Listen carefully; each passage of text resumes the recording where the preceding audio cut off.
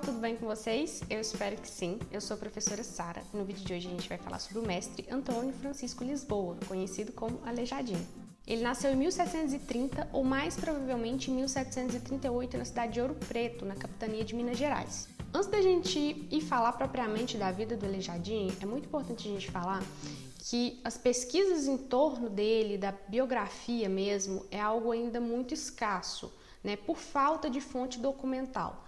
Então, a gente tem excelentes pesquisadores no Brasil que investigam a história do Aleijadinho há anos, porém, a falta de documentação para dar aporte a certas afirmações que a gente tem hoje dificulta o trabalho. E principalmente, né, por causa dessa falta de documentação e por causa da figura que se tornou tão conhecida do Aleijadinho, fez com que muitos historiadores tivessem a dificuldade de conhecer o Aleijadinho real, por causa do imaginário popular, em que criou ele como uma espécie de herói nacional. A principal fonte documental que a gente tem hoje sobre o Aleijadinho é uma espécie de nota biográfica que foi escrita somente cerca de 40 anos depois da sua morte. A sua trajetória foi praticamente reconstituída, né, ou escrita a partir das obras que ele deixou. Os historiadores eles fizeram atribuições a essas obras, né? Fizeram reconhecimento acerca do estilo dele, da técnica do Aleijadinho, não só para poder identificar essas obras, mas através delas iluminar um pouco sobre a história biográfica dele.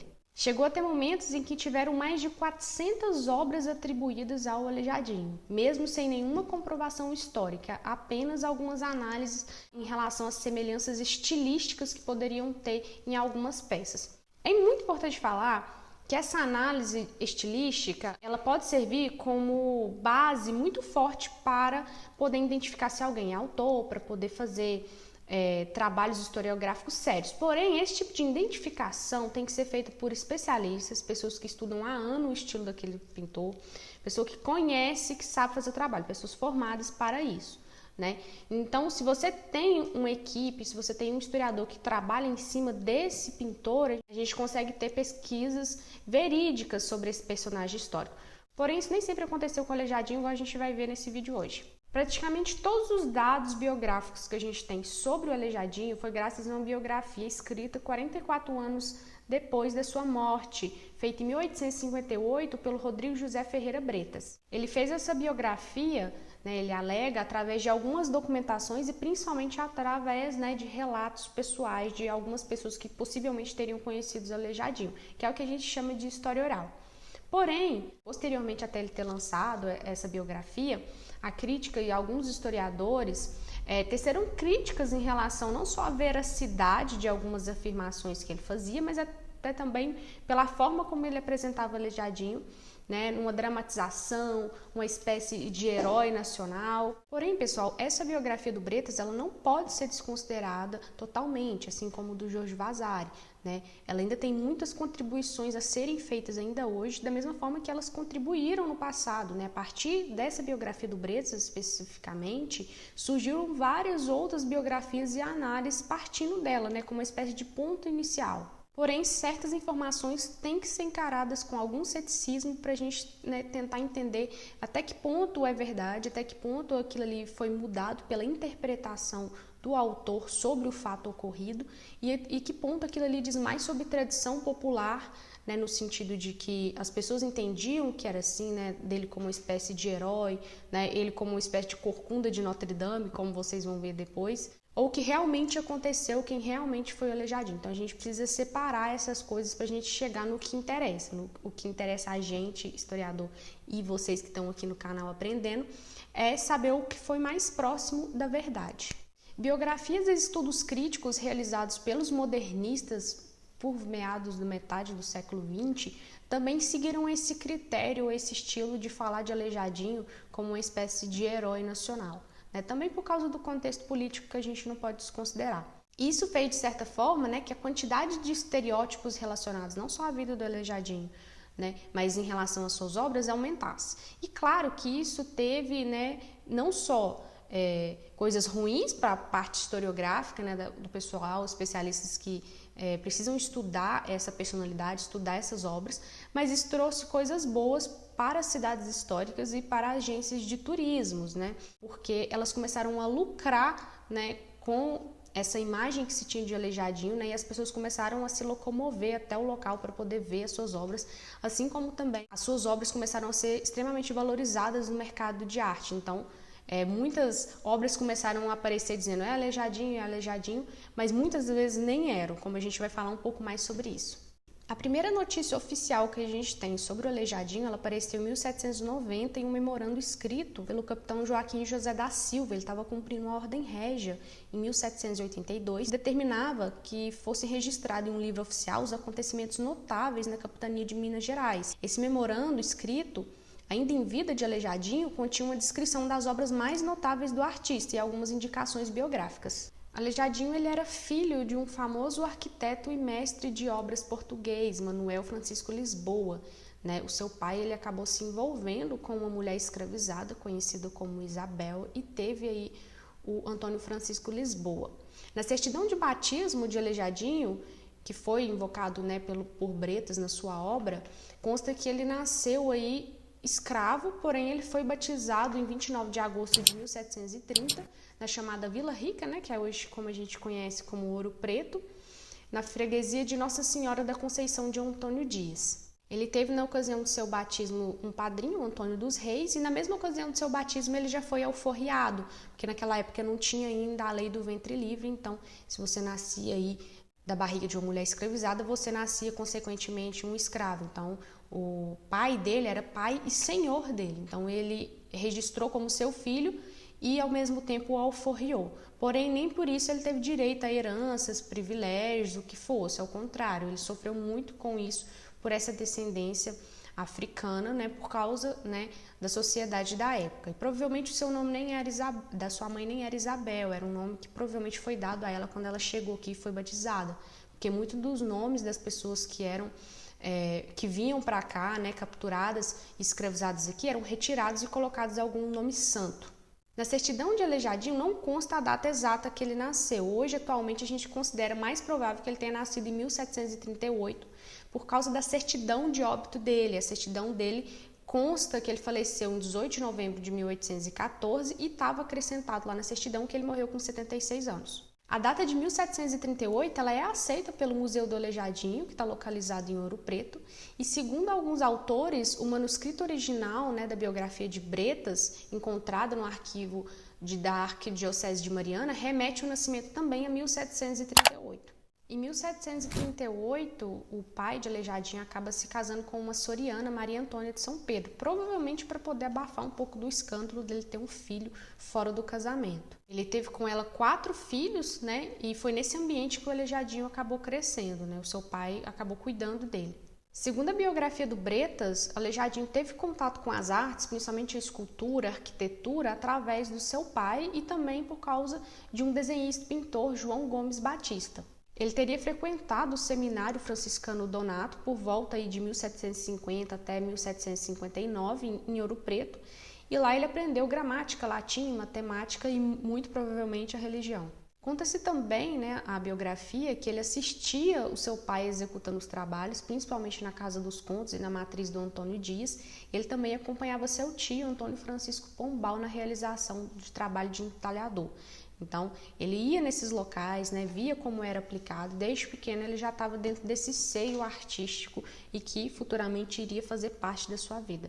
Ele colaborou com José Coelho Noronha na execução da obra Talha dos Altares na matriz de Caeté, que era um projeto de seu pai. Porém, ele só foi ter um trabalho individual em 1752, no primeiro projeto que ele fez do chafariz no pátio do Palácio dos Governadores em Ouro Preto. Por causa da sua descendência africana, que na época era chamado de mulato, isso impediu ele de trabalhar ativamente como mestre da pintura. Muitas vezes ele aceitava serviços de artesão, de arista, e não como pintor. As pessoas não reconheciam ele por causa dessa descendência. Da década de 1760 até próximo da sua morte, ele realizou diversas produções artísticas. Porém, existe uma dificuldade muito grande de identificar o que realmente foi feito pelo Aleijadinho e o que foi feito por outros artistas locais. Não só porque eles aprendiam com ele, copiavam o seu trabalho muitas vezes, e também porque a forma de fazer arte naquele período, em alguns aspectos, era um pouco parecido, era feita em ateliês, com muitas pessoas trabalhando junto. uma espécie de função artística colaborativa. Então, isso de ter várias pessoas envolvidas no trabalho da produção da obra fazia com que muitas vezes tivessem diversos estilos colocados em uma única produção. Então, você identificar se aquela obra era especificamente daquele autor era muito difícil. Muitas obras hoje a gente só sabe que é do Aleijadinho porque tem algumas que a gente tem certeza absoluta que são deles. Então, o que os especialistas fazem? Eles pegam essa obra que tem certeza, comprovação, né, que foi verificado que é dele, e a partir dela eles estudam o estilo de Aleijadinho e usam essa base, né, esse estilo dele para poder identificar outras produções artísticas deles, que é o que a gente chama de identificação estilística. Em 1767, o pai de Aleijadinho vem a falecer e, como eu disse, ele não vem contemplado no seu testamento, né, pelo fato também não só das suas origens africanas, mas muito provavelmente por ele ser um filho bastardo. E no ano seguinte ele acaba se alistando no regimento aí dos Homens Pardos de Ouro Preto. Ele permaneceu cerca de 3 anos sem descontinuar a sua atividade de artista, né? Então ele estava nesse regimento, mas ele estava continuando produzindo, né? Realizando essas encomendas. E é neste período que ele recebeu encomendas importantes, como o risco da fachada da igreja de Nossa Senhora do Carmo, em Sabará, e os pupitos da igreja São Francisco de Assis de Ouro Preto. Em 1770, ele já tem ali uma espécie de ateliê e ele estava bem organizado de acordo com as guildas que a gente tinha na Europa. Porém, só em 1772 que foi regulado oficialmente o seu ateliê pela Câmara Real de Ouro Preto.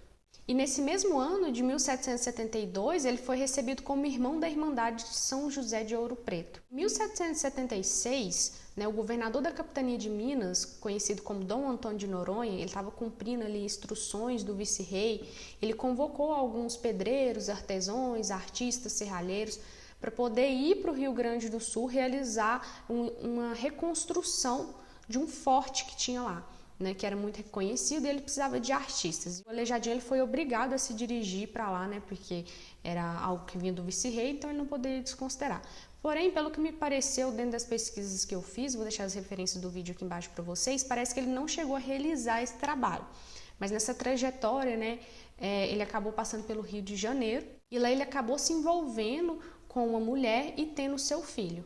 A mulher com quem ele se envolveu também era de descendência africana, né? Na época era chamada de mulata, e ela era Narcisa Rodrigues da Conceição. Aleijadinho registrou o filho oficialmente, deu o nome de seu avô, Manuel Francisco Lisboa. Mais tarde, parece por divergências, eles acabaram se separando, né? E o filho ficou com ela e no futuro ele acabou se tornando artesão. Na biografia de Bretas fala que Aleijadinho gostava muito de sair, de se divertir, de participar das tradicionais festas populares que tinham ali em Ouro Preto, né? Porém, em 1777 ele começou a ter sinais muito fortes já da deterioração da sua doença, né? Que a gente não sabe especificamente até hoje que tipo de doença foi essa tão grave. Na biografia de Bretas e em outras biografias que foram surgindo, começou a surgir a partir daí a questão de várias outras doenças, que ele perdeu os dedos, que ele perdeu a mão, que ele andava só com o joelho, que ele andava com a cabeça coberta porque o rosto dele estava deformado. Porém, a gente não tem certeza absoluta sobre todas essas afirmações, principalmente porque muitas delas são especulações, mas a gente vai aprofundar um pouco mais sobre isso, então fiquem comigo até o final para vocês não perderem nada. Em 9 de dezembro de 1787, ele assumiu formalmente como juiz da Irmandade de São José. E em 1796, ele recebeu outra encomenda de grande importância para a realização das esculturas de Via Sacra e os profetas para o Santuário de Bom Jesus de Matozinhos, em Congonhas, que foi considerado por muitos a sua obra-prima. No censo de 1804, seu filho apareceu como um de seus dependentes, junto com a nora Joana e um neto. Em 1807 e 1809, ele estava com uma doença em estado avançado e sua oficina encerrou as atividades, mas ele ainda realizou alguns trabalhos. E a partir de 1812, sua saúde piorou e ele passou a depender muito das pessoas que o assistiam. Conta-se que ao final de sua vida ele mudou para uma casa próxima à Igreja do Carmo de Ouro Preto para poder supervisionar as obras que estavam no cargo de um dos seus alunos, que era o Justino de Almeida. Nessa altura, ele já estava quase cego e com as capacidades motoras já bem reduzidas. E por um breve período de tempo ele voltou à sua antiga moradia, mas logo ele teve que acomodar na casa, provavelmente da sua nora, como conta aí alguns relatos da época, que ficou encarregada de cuidar dele até a sua morte, em 1814. Ele foi sepultado na matriz de Antônio Dias em uma tumba junto ao altar de Nossa Senhora da Boa Morte. Muito que a gente tem hoje da mitificação ao entorno de Aleijadinho tem a ver com o fato da sua doença, né? Isso chama muita atenção das pessoas, uma pessoa que não tinha dedos, não tinha mão, que andava só à noite, não aceitava trabalhar sob a luz do dia. Alguns falam porque ele não aceitava a luz do sol, outras pessoas falam porque ele tinha vergonha de seu rosto, então ele andava só coberto. Então isso cria no imaginário popular uma espécie de mito, né? Algo que atrai o ouvido das pessoas para aquele personagem histórico tão diferente de todas as outras pessoas. Porém, os relatos que a gente tem da época, elas não concordam em relação à extensão das suas deformidades. Algumas pessoas que relataram sobre Aleijadinho, que tiveram contato com ele, em alguns momentos falaram que ele tinha dedo quando encontrou com ele. E nessa mesma época, outras pessoas que encontraram com ele falaram que ele não tinha mão. Então, assim, se a gente casa essas fontes umas com as outras, a gente vê que não tem uma concordância em relação à sua doença. E quando teve um estudo mais aprofundado da sua ossada, em 1930, por causa do tempo, né, do que foi acontecendo com os ossos, não dava para a gente ter uma precisão exata. Mas os estudos não conseguiram verificar nem se ele tinha ficado com as suas mãos, seus dedos até o final da sua vida, nem que não tinha, né, não foi muito conclusivo. Alguns médicos especialistas e historiadores que se debruçaram sobre a história do Aleijadinho, principalmente a sua doença, né, que é uma das coisas que mais chama a atenção das pessoas, verificaram algumas possíveis doenças que poderiam ter levado não só à perda de membros ou não, mas sim à degeneração do seu corpo de uma forma geral, até ele não conseguir nem se locomover sozinho. Uma das primeiras doenças que ele poderia ter tido era a lepra. Porém, essa é uma afirmação um pouco improvável, porque, como vocês podem ter visto, até o final da sua vida ele continua aceitando encomenda, ele continua trabalhando.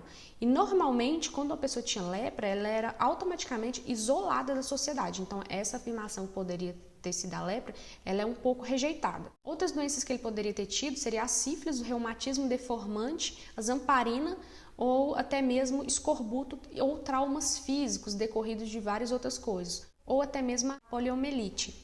Alguns especialistas sugeriram que ele poderia ter tido até a porfiria, que é uma doença que dá fotossensibilidade à luz solar. E isso explicaria o fato dele não trabalhar sobre a luz do sol, que iria contra essa outra teoria de que é porque o seu rosto era deformado. Aleijadinho, pessoal, ele trabalhou entre a transição do barroco para o rococó.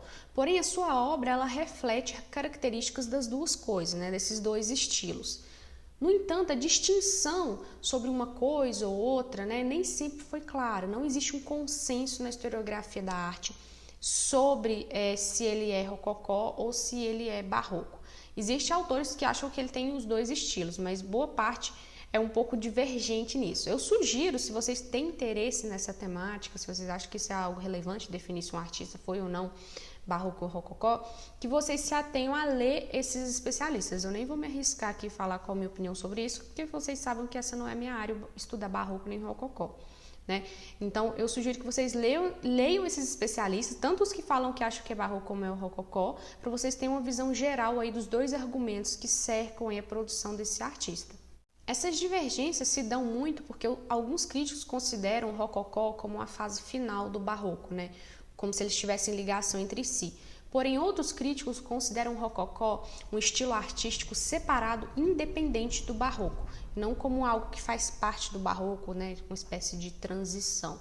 O Aleijadinho ele é atingido diretamente por causa dessa confusão estilística. Isso faz com que seja difícil que ele seja nomeado, taxado e designado aí nas grandes correntes estéticas internacionais. A filiação de Aleijadinho às escolas estéticas é algo muito sério e bem considerado pelos especialistas. Existe uma disputa em que até alguns autores chegam a detectar traços no estilo dele de um estilo mais gótico, arcaico, ou seja, não se prende somente ao estilo aí barroco e rococó. Eles conseguiram identificar outros estilos que poderiam estar assimilados à obra dele.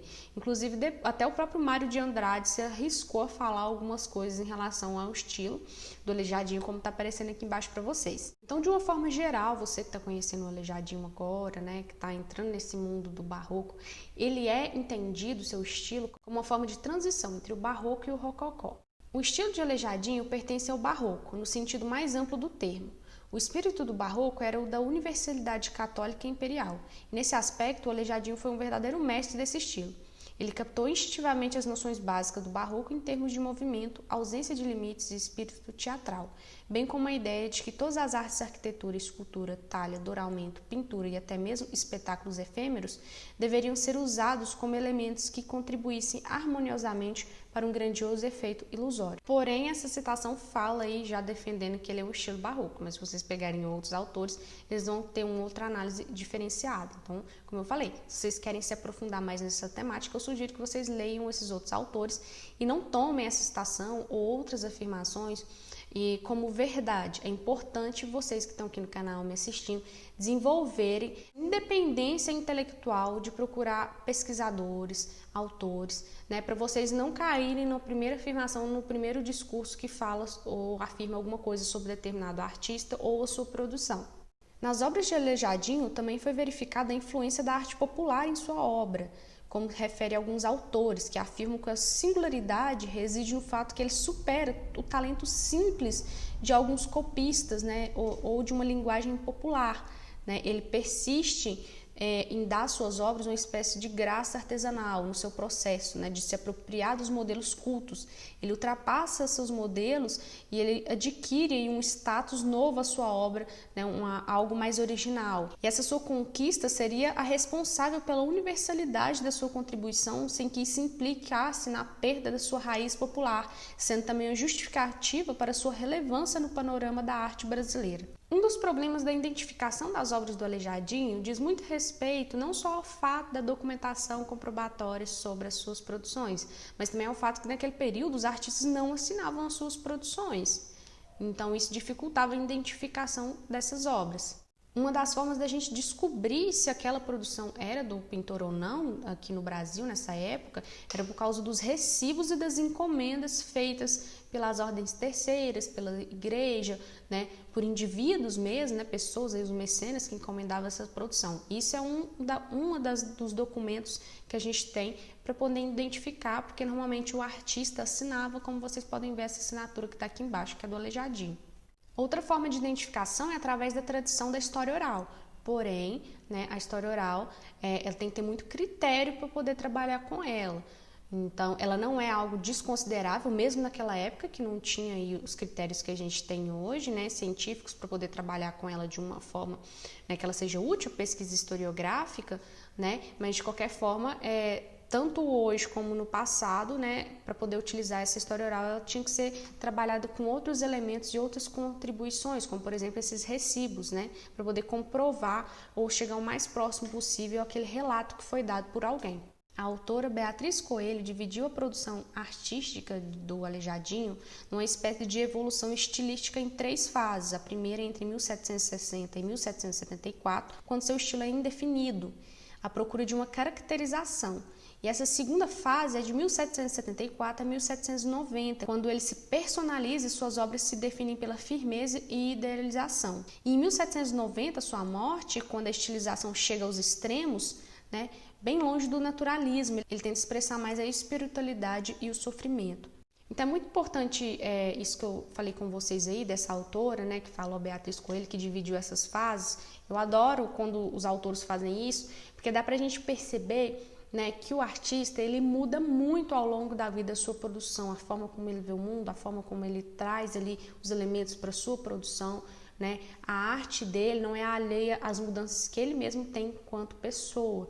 Então, o que ele vai aprendendo, o que ele vai deixando de gostar, ele vai aplicando isso à sua produção e ela vai se modificando. Então, é muito importante a gente entender essas mudanças que ele tem ao longo da vida, para a gente compreender, né, a produção e também para a gente não achar, né, que o artista ele é só barroco, ele é só rococó, porque dentro da sua vida dá para ele ser várias coisas dependendo da forma como ele faz as suas obras. Lembra que eu falei com vocês no início do vídeo sobre a questão que a gente não pode desconsiderar a questão do gênio, da aura que existe em volta do Aleijadinho, como que isso cativa as pessoas e como tem gente que lucra com isso, com essas histórias míticas que giram em torno dele? Não só as agências de turismo, mas as pessoas que trabalham vendendo obras de arte, né, normalmente os colecionadores, né, tem muita gente que ganha dinheiro com isso. Ok, mas o que isso interessa na pesquisa, né, nesse vídeo?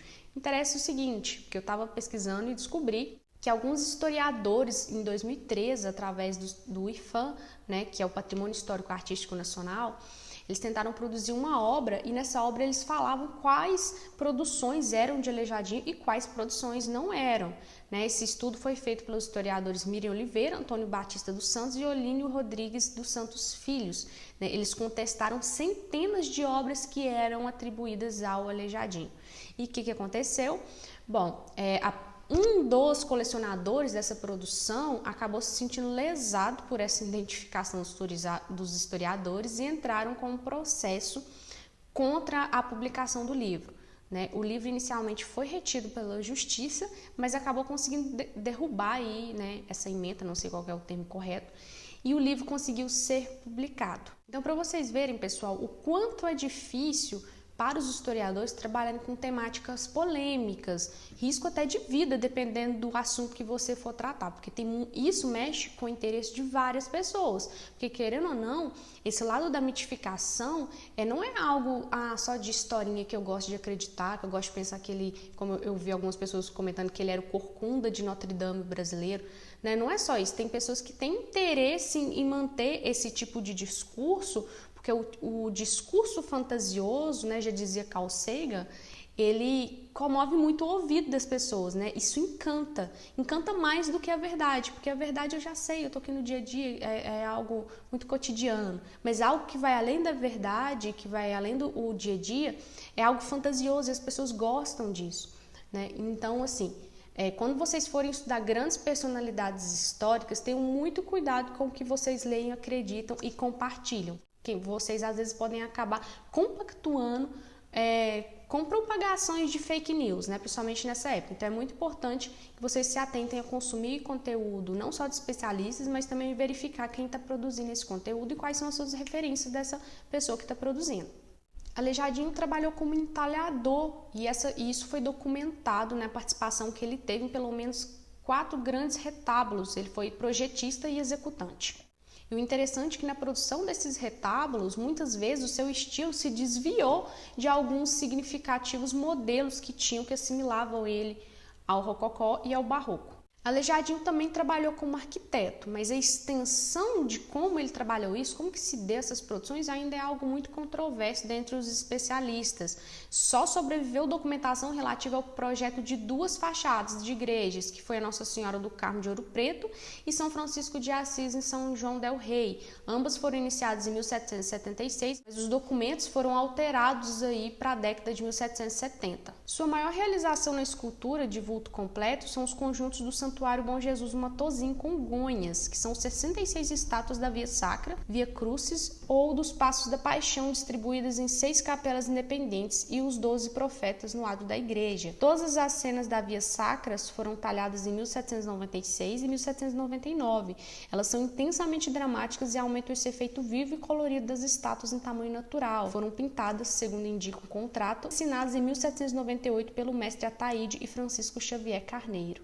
Entretanto, não é certo que Carneiro tenha trabalhado nas peças, pois não constam pagamentos realizados no livro de despesas em 1837, quando este se encerra. Então, se você tiver interesse em conhecer as obras que foram realmente de Aleijadinho, um bom lugar para você olhar é o Instituto Histórico Geográfico de Montes Claros. Lá eles têm listado algumas produções e também, às vezes, nos museus eles distribuem alguns catálogos, algumas explicações. Mas, de qualquer forma, se atenham a produções feitas por especialistas. Eu vou deixar aqui embaixo todas as referências e links que eu utilizei. Então, se você gostou desse vídeo, deixe seu like para saber que você está gostando. Esse é o segundo vídeo da playlist de pintores brasileiros. Vocês me cobram bastante para eu trazer esse tipo de conteúdo. Então, para eu saber que vocês estão gostando, eu preciso que vocês curtam, compartilhem com os amigos, com a família, né? Para poder ter o engajamento necessário para o canal crescer, para eu continuar produzindo esse conteúdo. E se você gosta do meu trabalho, gosta do que a Player faz nesse conteúdo, nos ajude a partir do Apoia-se. A gente tem uma campanha lá que a partir de apenas R$2 a gente consegue manter o canal aqui, ok? Então se inscreve no canal e ativa o sininho, porque a partir disso você recebe os vídeos assim que eu posto, né, as notificações. E não esqueça de me seguir nas redes sociais, eu estou no Facebook, Instagram e Twitter. E por lá eu trago conteúdo extra além desse que eu tenho aqui no canal, ok? Beijo e até a próxima!